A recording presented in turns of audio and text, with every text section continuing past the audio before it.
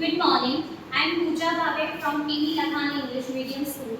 Today I am going to discuss a new topic, and that is a structure of anther. As we know that female part of the plant is a pistil, right? That is present in the flower.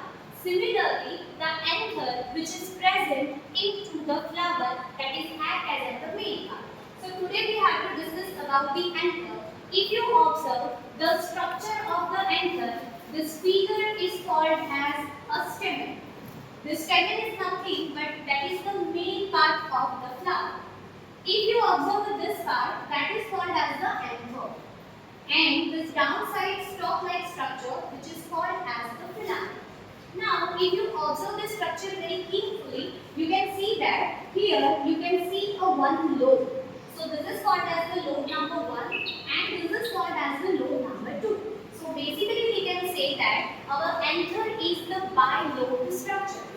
If we observe our anther in this first and the second lobe, if I cut my anther in this way, this is called as the transverse section. Right? So if I observe this anther under the microscope, I observe the figure just look like this. So you can observe the multiple layers in it. So there are a total 4 types of layers.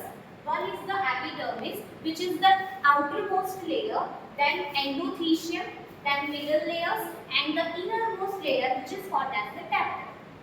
Now, what is the function of the epidermis? Just think like that, our body, right? So outermost part is called as the skin, which provides the protection to our body. Similarly, this epidermis, which is provide a protection to the microsporangium. Endothelium, which is the single layered structure. As you can see over here, this outermost part, which is called as the epidermis, the inner part, which is called as the endothelium. This endothelium, that is the single layer, and that is the makeup of the cellulose.